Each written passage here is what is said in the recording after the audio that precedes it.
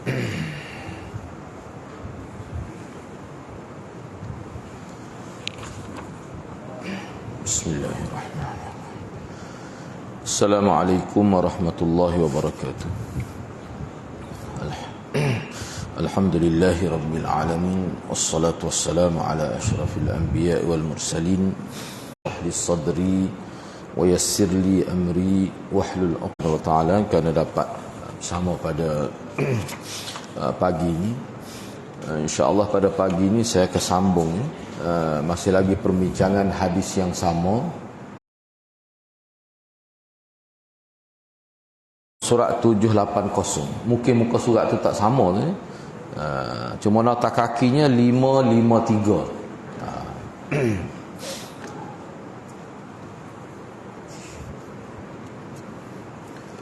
Baik. 553 ni berkait dengan bulan-bulan haram. Ini berkait dengan kenyataan daripada rombongan Abdul Qais tu, rombongan itu. Suku Abdul Qais tu. Kalau kita tengok di sini, jadi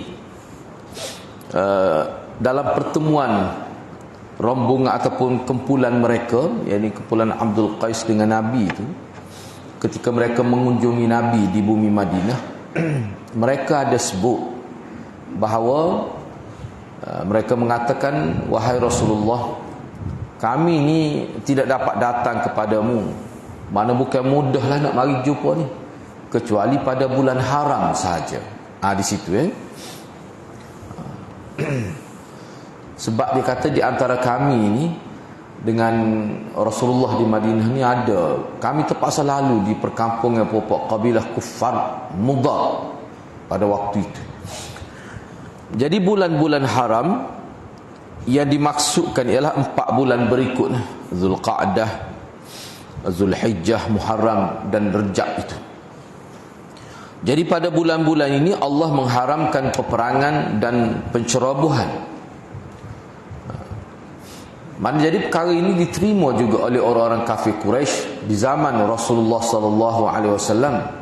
Bahkan di zaman jahiliyah pun, mana masyarakat itu walaupun mereka tidak Islam, tetapi mereka hormati juga bulan-bulan haram itu.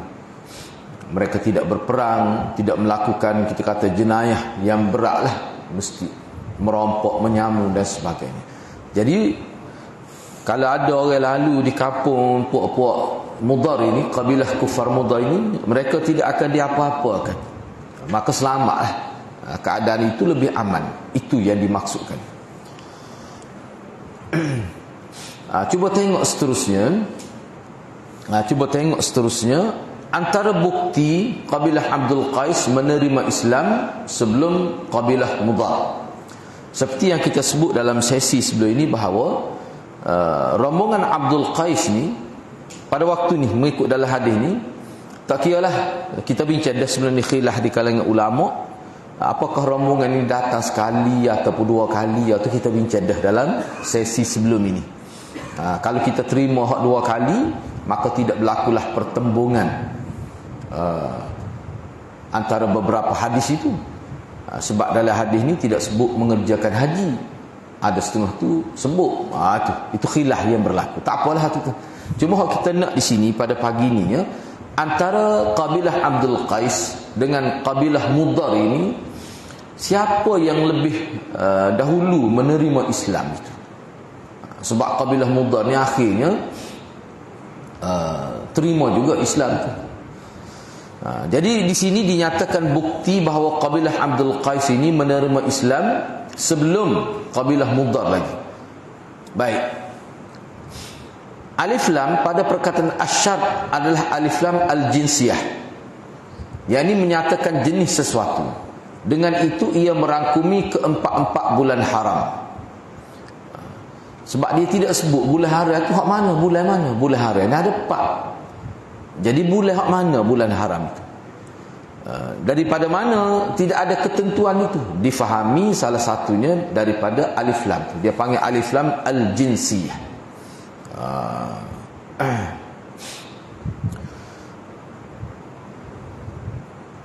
Jadi alif lam jinsiyah ini fungsi dianya adalah untuk menyatakan jenis sesuatu. Jadi asyhuru itu jenis bulan haram. Jadi kalau kita pakai alif lam dengan makna jinsiah, maka dia merangkumi keempat-empat bulan. Jadi riwayat Bukhari di dalam Kitabul Maghazinya, illa fi ashhuril hurum, bermaksud melainkan pada bulan-bulan haram. Dan di dalam kitab Al-Manaqibnya disebut illa fi kulli syahrin haram, bermaksud melainkan pada setiap bulan haram. Turut menyokongnya. Baik, mana kalau kita pakai jinsiah tu makna dalam bulan-bulan haram, mana-mana bulan lah, asalkan dalam bulan haram.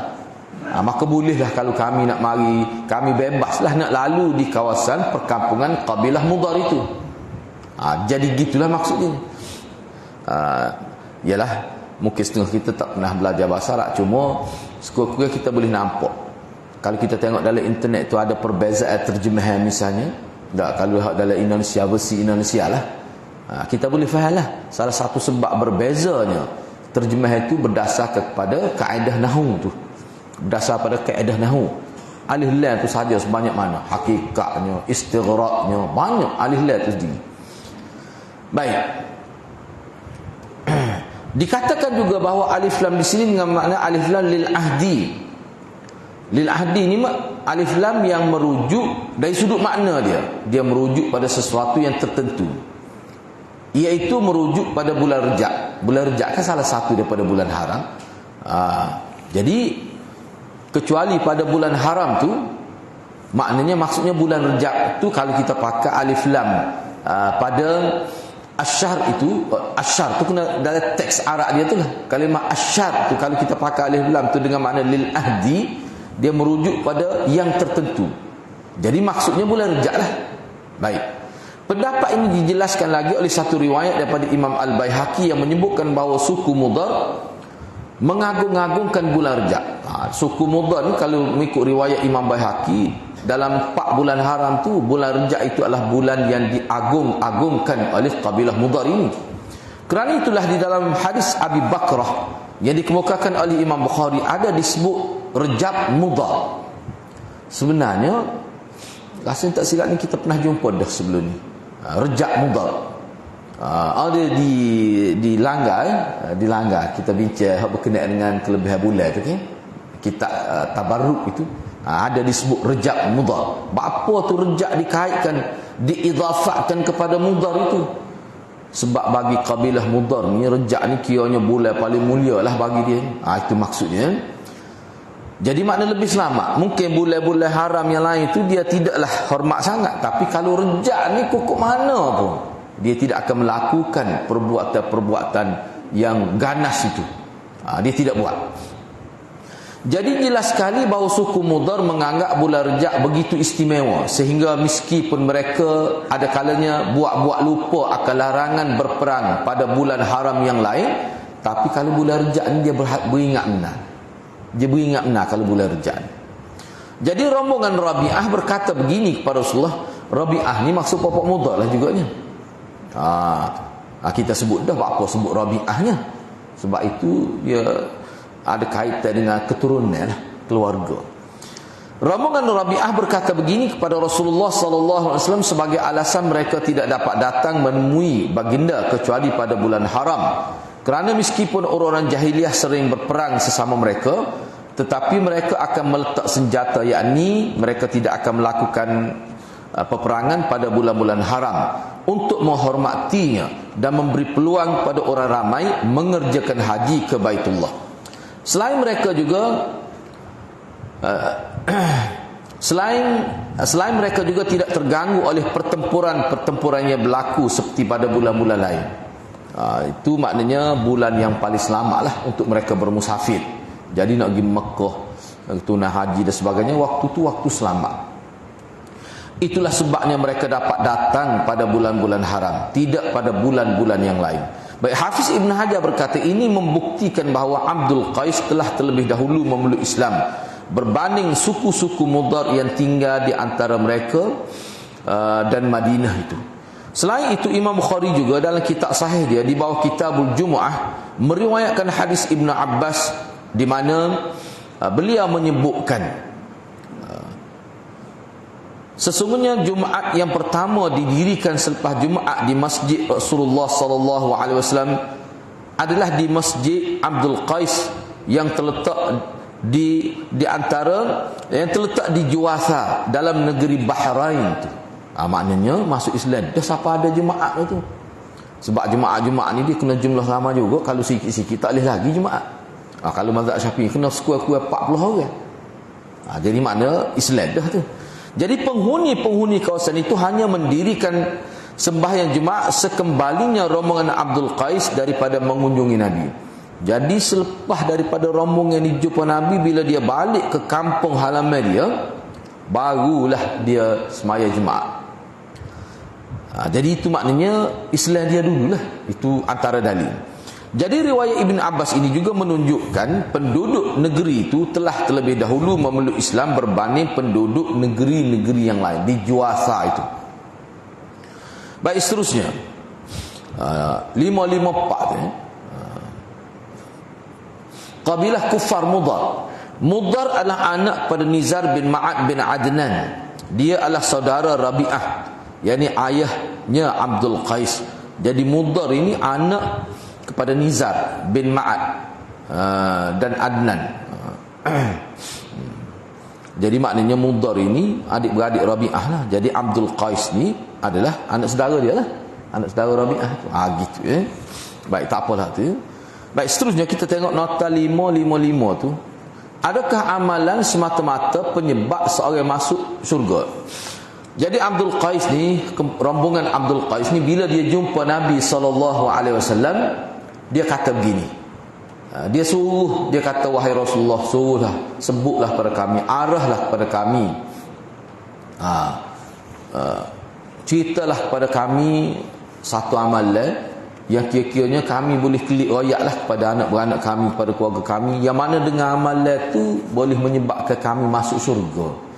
Mana satu amalan yang kalau kami buat tu kami boleh masuk syurga. Kami nak klik cerita ni kepada kaum kami, kepada masyarakat kami. Baik, zahirnya, nampaknya zahir hadis ni lah, maknanya amalan itu yang menjadi penyebab masuk syurga tu. Zahirnya begitu. Sedangkan kita belajar selama ni hak masuk syurga ni rahmat Allah.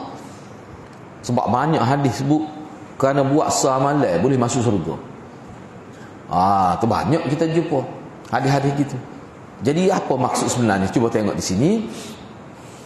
Jadi kata-kata rombongan Abdul Qais itu nampaknya bercanggah dengan sabda Rasulullah sallallahu alaihi wasallam yang berbunyi, la yadkhulul jannah ahadum minkum bi'amalihi. Tidak sekali-kali akan masuk surga sesiapa pun dari kalangan kamu kerana amalan dia. Sebab lan ini kalau masuk pada fi'il mudhari' kan dia memberi makna taukid juga tu, tidak sekali-kali. Walan tarda ankal yahud, misal tidak sekali-kali orang Yahudi akan redha. Ada makna ayat penegas itu. Jadi makna kalau tengok zahir hadis ni, masuk surga tu bukan dengan sebab amalan, tapi dengan sebab rahmat Allah. Jadi nampak bercanggah hadis 53 kita baca ni dengan hadis lain. Baik. Kerana yang dimaksudkan dengan penafian di dalam sabda baginda hadis lain yadkhula itu penafian. Penafian dalam hadis ni, dalam sabda baginda sallallahu alaihi wasallam itu adalah semata-mata amalan yang akan membawa seseorang ke syurga tanpa mengambil kira rahmat dan kurnian Allah Subhanahu wa taala. Itu maksud dia. Amalan itu penting. Sebab itulah kalau dalam istilah ulama, kalau kita baca kitab, memang ulama terima, semua terima kerana rahmat Tuhan. Tapi setara mananya pentingnya amalan? Tak ada kaitan langsung dengan rahmat Tuhan. Amalan yang kita buat ada kaitan. Kaitan itu setara mana? Kalau ulama kita dia guna, dia kata al-amal dalilur rahmah. Misalnya itu kata-kata ringkas. Al-amal dalilur rahmah.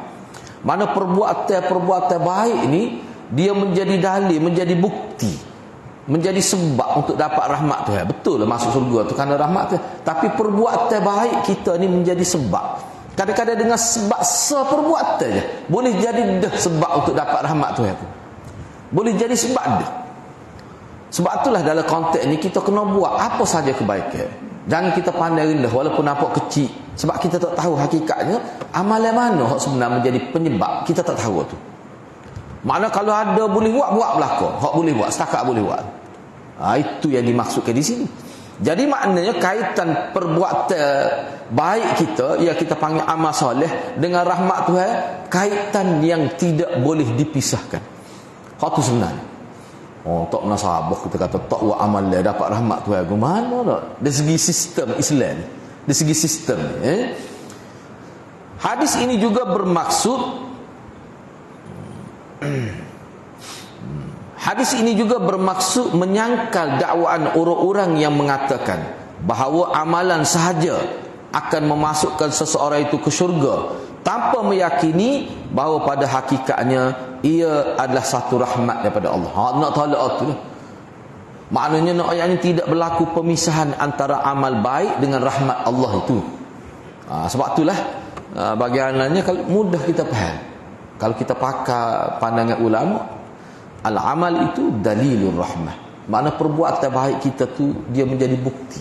Makna nak dapat rahmat Tuhan ni bukan dapat gitu saja, tidak. Tapi dia kena buat sesuatu yang baik.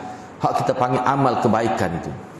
Mungkin juga syurga yang dinafikan dapat dimasuki dengan sebab amalan itu adalah syurga yang istimewa. Makna sekali-kali tak akan masuk syurga dengan sebab amalan itu. Syurga tu mana syurga nuh, hak tinggi tu. Kalau syurga hak biasa, syurga hak biasa.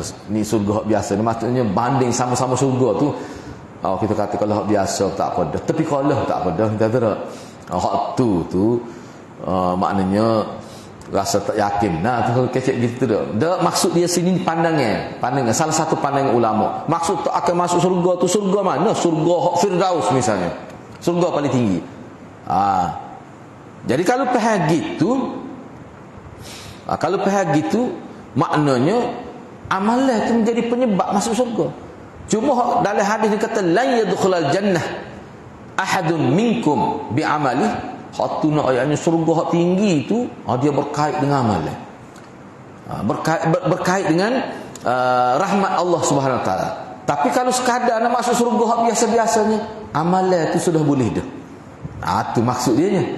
Ada ulama kata begitu.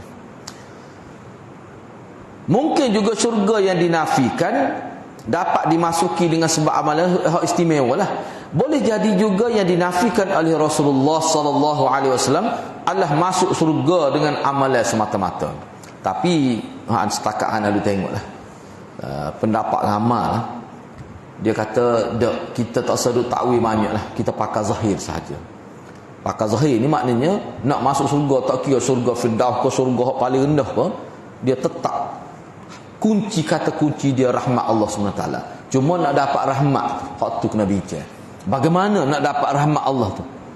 Nak dapat rahmat Allah tu tak dapat tidak kena hidup dengan cara sunnah Rasulullah sallallahu alaihi wasallam. Tak ada pilihan. Itu saja pilihan yang ada. Dan kita tidak nafikan bahawa melakukan perbuatan-perbuatan baik ni hak tu dia tidak sama di kalangan manusia. Sebab itulah ada yang masuk surga peringkat tinggi, peringkat tengah, peringkat rendah. Sebab apa tu? Sebab amalan tu tak sama. Serah pada Allah. Jadi melalui hadis ini seolah-olahnya Nabi SAW nak menjelaskan kepada kita bahawa semua orang yang masuk surga itu maksudnya adalah dengan limpah kurniaan Allah. Ia tidak menafikan amalan sebagai sebab untuk seseorang mendapat kelebihan dan keistimewaan di dalam syurga setelah memasukinya. Jadi apa dia sebenarnya? Kalau kita perhatikan dalam poin yang kita bincang pada pagi ni, Imam Bukhari ni salah satu perkara yang dia nak sabitkan bahawa amalan manusia itu dia berkait dengan kehidupan baik di hari akhirat. Amalan baik kita di muka dunia dia ada kaitan besar dengan kebahagiaan di hari akhirat. Betul lah nak dapat kebahagiaan ni kena rahmat Tuhan, tapi dia terlalu berkait dengan perbuatan-perbuatan baik manusia. Sehingga kita kata tak mungkin lah seorang itu tak buat kebaikan, hanya masuk Islam saja, maya dak, puasa dak, tiba-tiba masuk surga Firdaus ataupun masuk surga supaya dengan orang hak lebih dari maya, kita kata dak. Di segi logik pun tak logik tu. Baik, seterusnya nota yang ke-550. Mereka juga bertanya tentang bekas-bekas lima ni. Mereka juga bertanya, yakni rombongan Abdul Qais tanya juga Nabi dalam pertemuan itu, tentang bekas-bekas minuman ini. Kena ingatlah bekas minuman yang dia tanya ni bekas yang sinonim dengan orang panggil yang digunakan untuk buat arak tu. Bukan bekas-bekas biasa dah. Bekas minumnya hak menjadi kebiasaan masyarakat Arab guna untuk proses tukar air perahan anggur ke perahan tamar ke jadi arak. Sebab nama-nama bekas hak disebut di sini ni dia boleh mempercepat ke perubahan menjadi arak itu. Tu. Kita ni tidak minum dah arak. Bekas tu boleh guna lagi ke tidak? Tu. Takutnya mari telitah lah. Duk minum air teh oil lah. Tapi kaya arak. Menggojak kecil duk minum arak ni. Dalam agama kita tak boleh duk kaya minum air biasa kaya minum arak. Kita kaya ke minum arak. Tak boleh, haram tu. Melakukan sesuatu yang halal tapi dia kaya ke dia sedang melakukan perkara yang haram. Itu haram perbuatan itu. Itu tidak boleh. Yalah misalnya kalau dalam kitab ketika dia bersama isteri dia kaya dia bersama perempuan lain. Hak tu memang sangat buruk tu akhlak tu. Hak tu haram, tak boleh. Kalau ada gangguan begitu kena katalah auzubillahi minasyaitan, minta jauh. Sebab itulah sebelum bersama isteri itu Nabi kita ajar doa selalu Allahumma jannibna syayatin. Ya Allah jauhkanlah aku daripada gangguan syaitan. Sebab apa? Sebab dalam Islam ni hubungan suami isteri yang kita sebut sebagai persetubuhan tu, hak tu dia ada nilai besar dalam kehidupan orang Islam. Dia bukan sekadar hubungan lelaki perempuan, tidak. Baik, 556 cuba tengok sekumpulan ulama menganggap hadis ini sebagai salah satu hadis yang muskil. Mana bagi setengah ulama hadis ini termasuk dalam hadis muskil. Baik, cuba kita tengok. Imam Nawawi berkata, sekumpulan ulama menganggap hadis ini adalah satu hadis yang muskil. Hadis muskil ni maksudnya hadis yang timbul keraguan makna tu. Keraguan makna bukan keraguan maksudnya jadi makna boleh jadi begini, boleh jadi begini. Tak jelas makna tu. Itu makna muskil.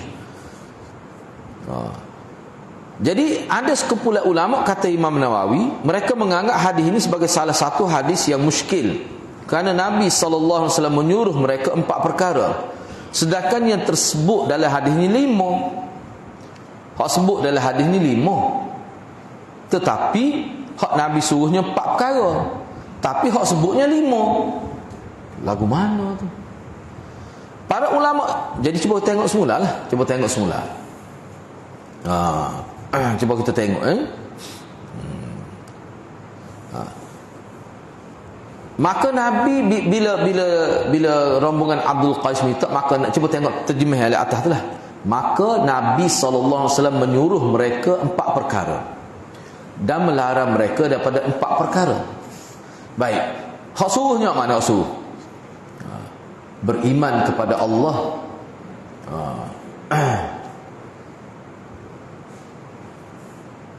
Jadi kalau kita perhati ke sini dia apa ni? Cuba kita tengok bawah ni, pada ni.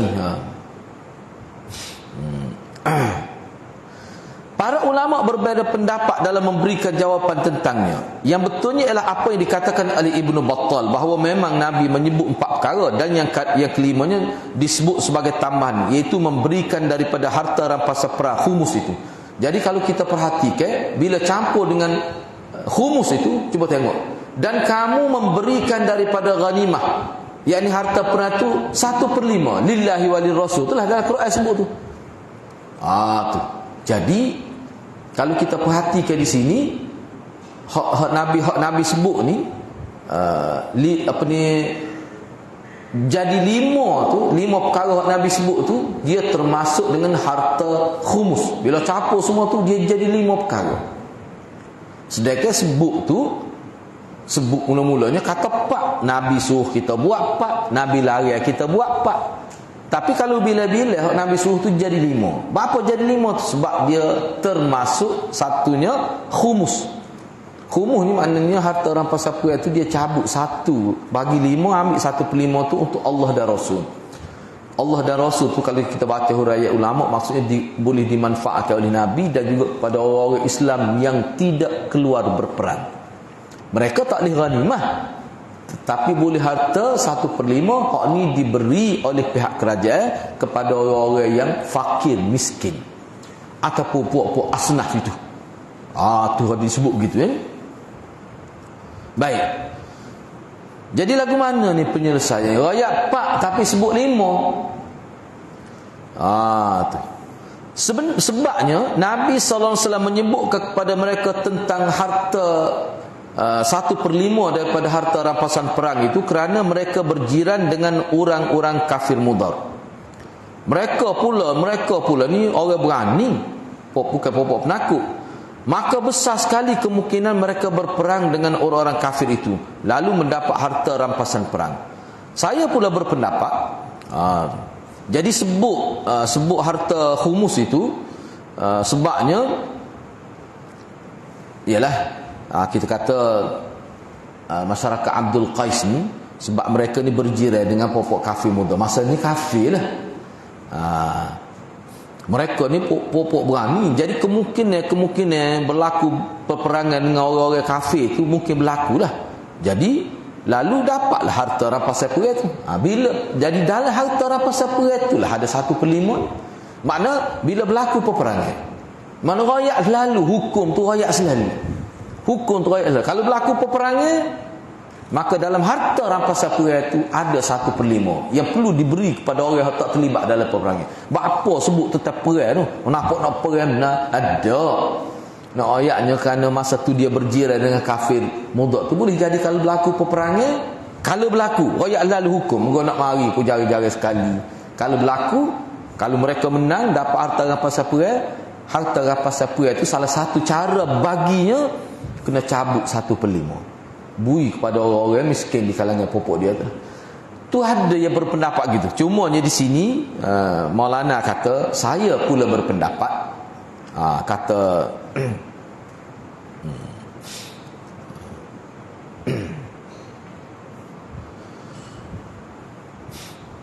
saya pula berpendapat bukan itu jawapannya yang betul, kerana Imam Bukhari telah mengadakan bab menunaikan khumus itu sebahagian daripada iman. Jadi maknanya tak apalah, maka semestinya ia merupakan sebahagian daripada juzuk-juzuk iman. Bahkan jawapan yang betul ialah Nabi SAW tidak mengira 2 kalimah syahadah sebagai satu daripada 4 perkara yang disebut, kerana ia adalah sesuatu yang sedia dimaklumi oleh semua orang. Baik, dia ginilah mudah untuk mudah faham. Kalau kita perhatikan dalam jawapan Nabi, hak Nabi suruh ni, kan disebut sini Nabi menyuruh mereka beriman kepada Allah sahaja. Apa maksud beriman kepada Allah? Maknanya masuk Islam, mana mengucap 2 kalimah syahadat ni. Kemudian Nabi tanya, tahukah kamu beriman kepada Allah? Apa maksud beriman kepada Allah saja tu? Jadi hal sini bila kita talak mengucap 2 kalimah syahadat tu, dia jadi 4 lah kalau campur dengan khumuh tu. Hak tu tak kira, hak tu sebut tu sebagai asah ya. Hak tu asah.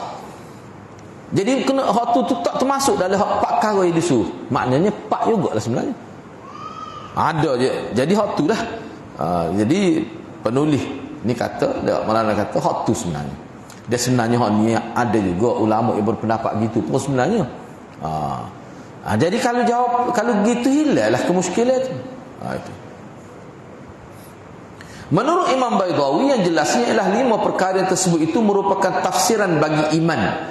Ia merupakan salah satu daripada 4 perkara yang disuruh oleh Rasulullah SAW. Cuma perawi tidak menyebutkan yang 3 lagi. Sama ada kerana terlupa atau kerana mahu meringkaskan cerita. Haji itu tidak disebutkan dalam hadis itu kerana pada ketika itu ia belum difardukan lagi. Jadi ni kata Imam Baydawi, dia kata 5 perkara yang disebut itu merupakan tafsiran bagi iman. Ia merupakan salah satu pada 4 perkara yang disuruh oleh Rasulullah SAW. Jadi hak sebut beriman kepada Allah tu, hak selepas pada tu kena baru boleh start kira jadi 4. Nak ayah Nabi mula sebut kata beriman pada Allah tu hak tu asah. Di bawah dia lah hak 4 tu. Jangan kira sekali dengan iman tu. Tu kata Imam Baydawi. Boleh faham tak maksudnya? Jadi haji sini tidak disebut kerana pada waktu tu orang panggil haji tidak difardukan lagi. Dia kata begitulah. Baik, pokok mana pun kalau kita perhatikan, mana ulama berbeza pandang. Memang kalau kita capur jadi 5. Jadi kalau mengikut Imam Baydawi ni apa okey juga, dia kata sebenarnya sebut iman tu kerana nak ayatnya hak tu asasnya. Jadi hak yang dimaksudkan pak perkara hak suruh tu hak tafsir kepada iman. Bila kita dia panggil, kalau dalam istilah dia panggil iqtida iman. Dia panggil iqtida iman. Iqtida iman bila kita beriman, gapo ni hak kita kena buat hak asas secara fardu ain.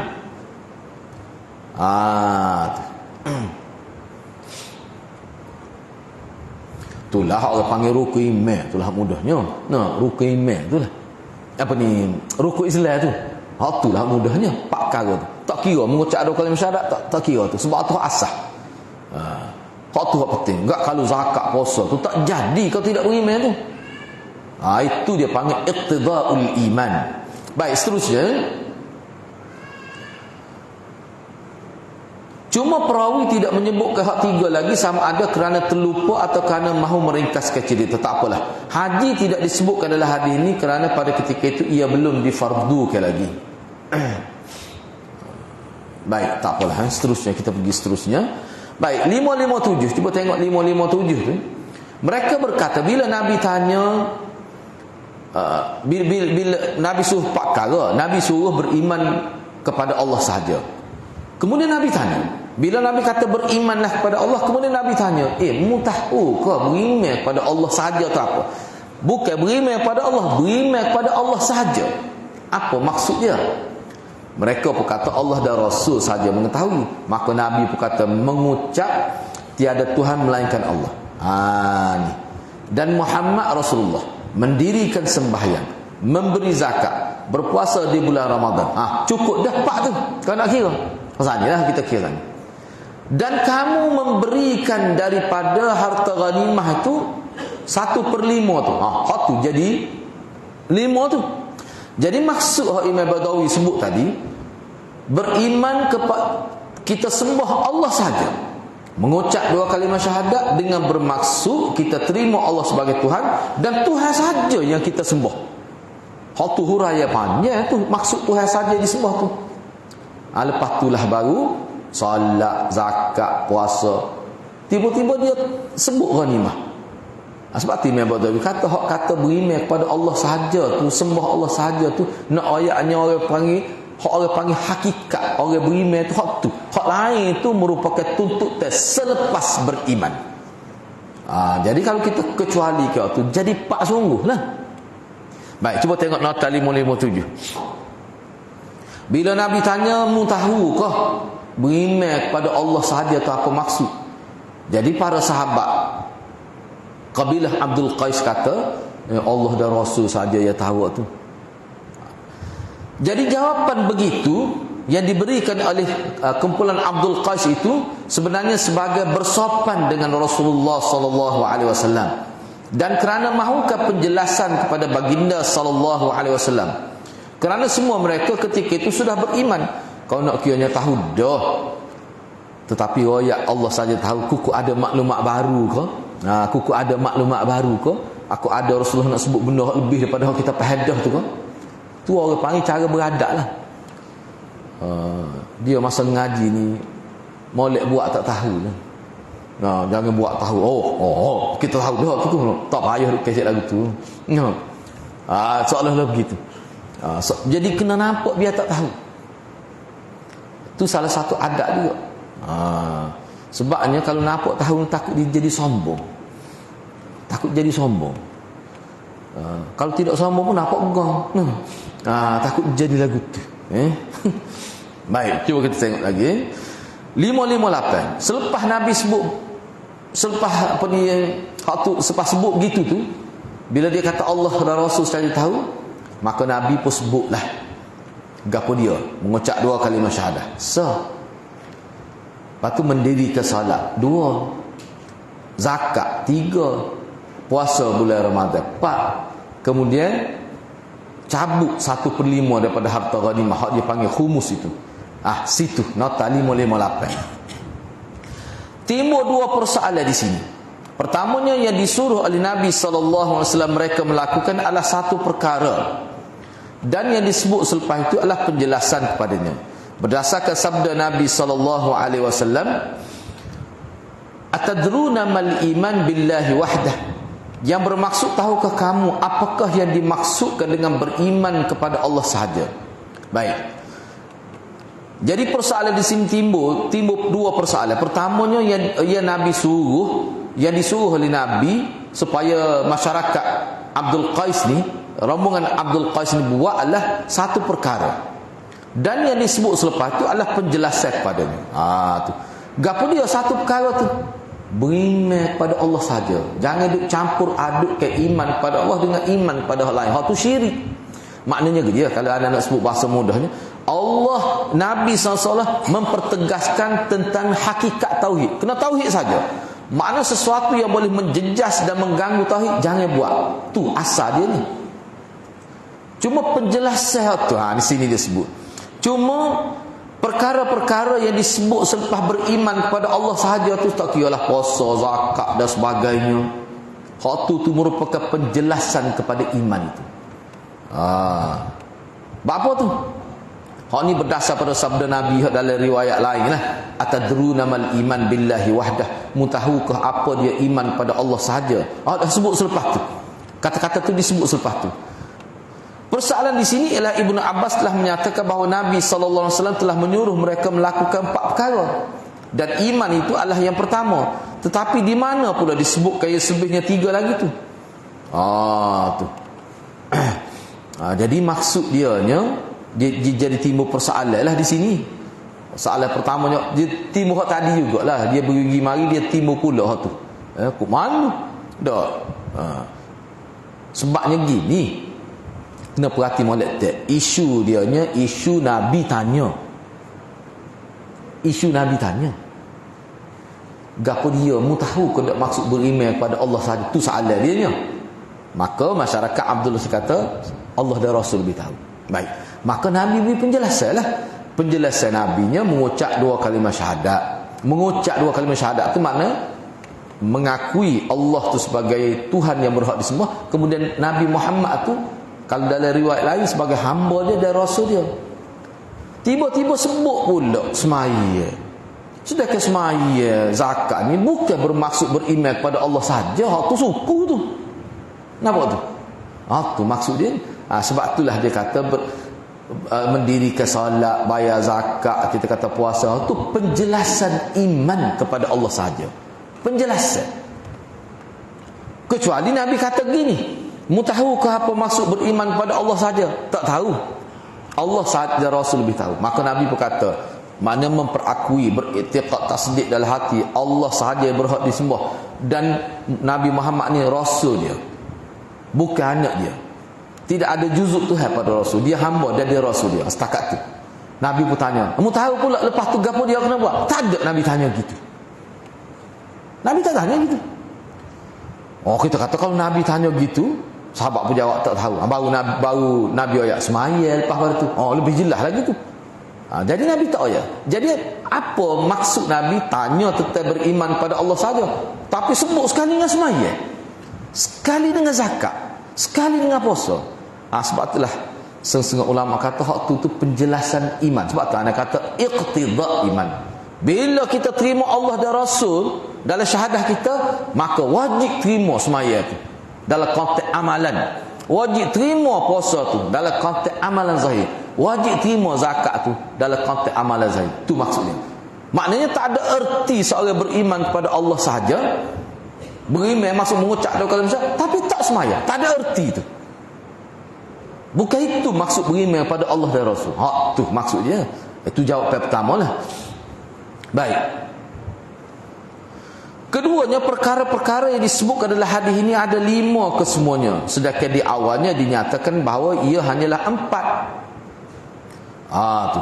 Bagi menjawab persoalan yang pertama adalah difahami bahawa baginda SAW menganggap iman itu sebagai 4 dengan mengambil kira komponen-komponennya yang tersendiri, iaitu iman dengan mengambil kira komponen yang tersendiri adalah 4, tetapi dengan mengambil kira hakikatnya ia hanyalah 1. Dia gini mudah. Sebab dia ni dia ada kitab khusus sebenarnya. Kitab khusus bicara tentang iman saja. Dia gini maksudnya. Hak kita sebut rukun Islam itulah.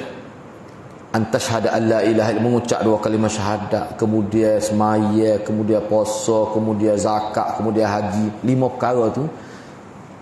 5 perkara ni orang panggil 5 perkara ni sama ke tidak kedudukan dalam agama? Tidak. Semua ulama kata gitu. Hak orang panggil puasa gapo ni hak tu selepas orang beriman. Jadi di antara 5 rukun Islam tu hak hakikat sebenarnya adalah mengucap 2 kalimah syahadat. Hak puasa zakat tu selepas mengucap tu. Jadi sebab itulah kalau seorang tu mengucap 2 kalimah syahadat, tak ada semaya, tak ada puasa, tak ada zakat, mati selalu katakanlah. Lepas tu kita nak, kalau nak kira rukun iman tu baru sah, baru dia buat tu. Nah, mengucap 2 kalimah syahadat tu mati. Katakanlah belakang, nak kira lagu mana? Tak ada khilaf di kalangan ulama. Orang itu sudah dikira mukmin. Lepas tu puasa tak ada ni. Hamba dia tak ada buat. Untuk jadi seorang itu beriman, dia kena bersyahadah. Baik. Ada timbulkan persoalan nak semua ada. Baik, kita kata rukun iman ni 4 perkara. Lepas tu kalau dia puasa dulu, tak boleh. Kita nak masuk Islam tapi kita tak sering ngucap lagi. Kita nak puasa, nak terang puasa, urat. Kalau urat baru nak beriman. Boleh gitu? Tak boleh. Sebab adanya puasa, adanya semaya, adanya puasa zakat ni bila adanya iman itu.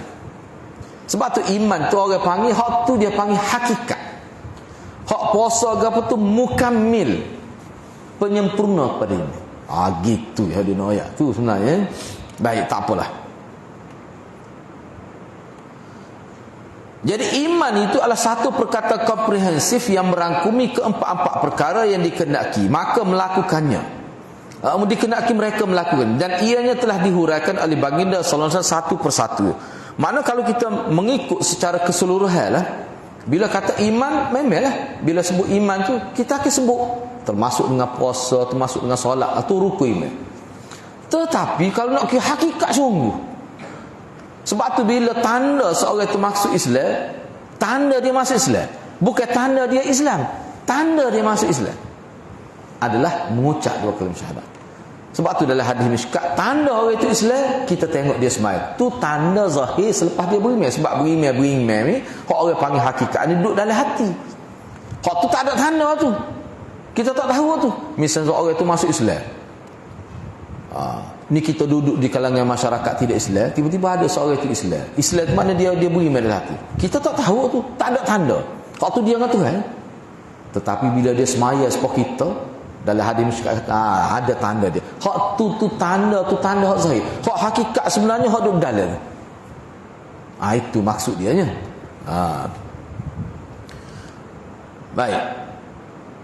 Ia satu dari sudut jenis, tetapi pelbagai-bagai dari sudut kerjanya. Sama juga dengan perkara yang dilarang oleh. Jadi ia satu dari sudut jenis. Orang panggil gini lah, mudah nak faham. Bila kata beriman, apa ni kita kata solat ni jenis iman juga. Itu maksud dia. Kayak kalau orang ngaji mantik, kayak apa makna jenis ni di bawah dia banyak apa ni? Banyak nauk tu. Banyak nauk tu. Maknanya puasa semaya ni adalah nauk kepada iman. Maknanya jenis iman jugalah. Bila kata seorang itu beriman, hakikatnya memang mengucap 2 kalimah syahadat, tapi puasa tu, semaya puasa itu jenis iman juga tu. Dia nak ayat dari sudut tu. Cumanya anda nak perjelaskan di sinilah, daripada anda duk tengok tu. Nak ayatnya apa yang jadi gift, dia letak dalam satu rukun tu, gabung sekali dengan iman. Nak ayatnya hakikat beriman hak sengerti. Dia bukan sekadar dalam hati, tidak. Dia kena tubik keluar.